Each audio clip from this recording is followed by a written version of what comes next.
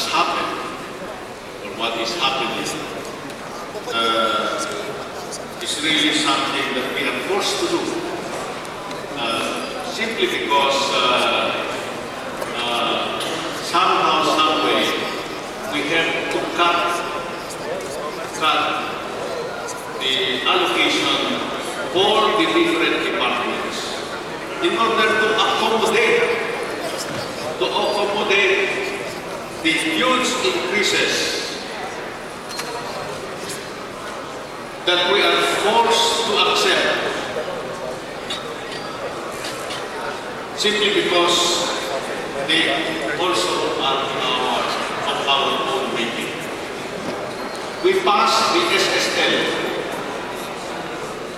in response to clamor of government employees so that their salaries will be more or less at par with the private sector. And therefore, for good reasons. The implication of the SSL alone is 68 billion. To answer for the second tranche, for the full year requirement of the second tranche, and the half year requirement of the first tranche, we have to address also the increase in interest payment because we had to sustain the expenditure program that we had programmed for this year to be able to maintain the growth rate that we want. And since our revenue collections would not really provide for the total requirement of our development program, we had to borrow. And the effect of that borrowing is reflected in the interest rate. In other words, those laws that we passed,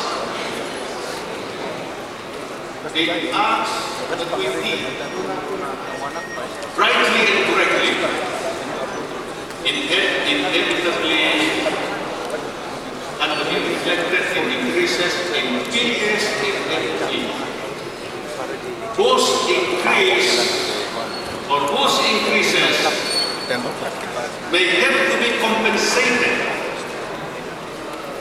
by cutting capital outlay, which in the year 2009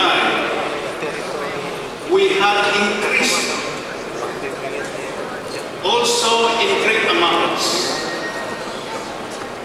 And so if we want to ensure that our fiscal deficit will be at a level which is manageable, we are forced to cut capital.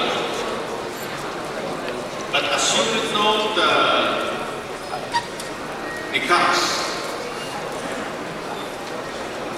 our priorities continue to be the same.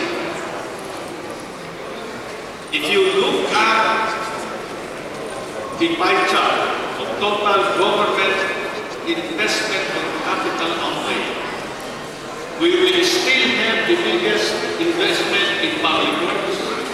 We will still have big investments in education. We will still have greater investment in environment. We still have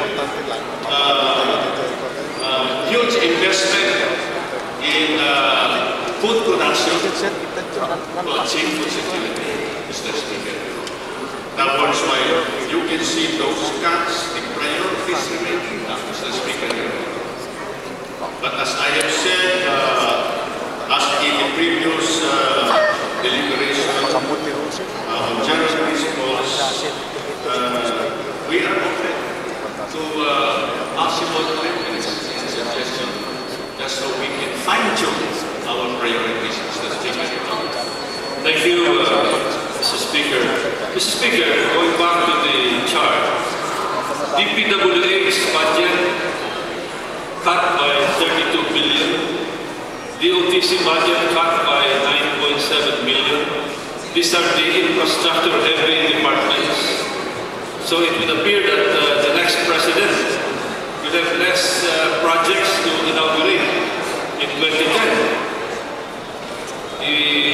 Whoever he or she may be will have less flexibility to show something quote-unquote concrete, especially in comparison to 2009.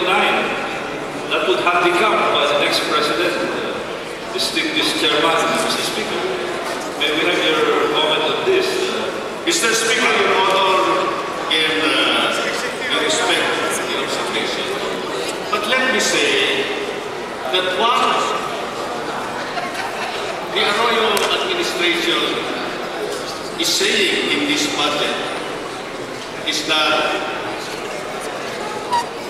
the president wants to be fair with the next president, because the next president may have his own priorities, Mr. Speaker.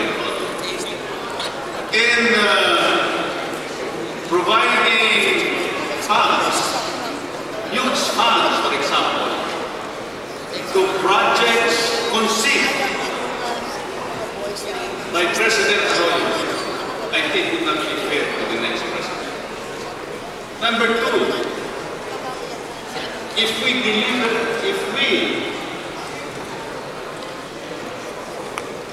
propose a fiscal deficit that will be too high, that would be doing injustice to the next president. Because the next president will have a huge problem to settle an assumption, Mr. Speaker. After all, Mr. Speaker, under our Constitution, Congress can legislate a supplemental budget which the President can propose.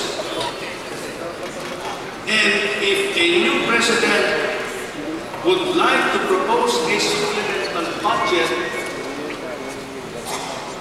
he can do so. And that supplemental budget can carefully, accurately take care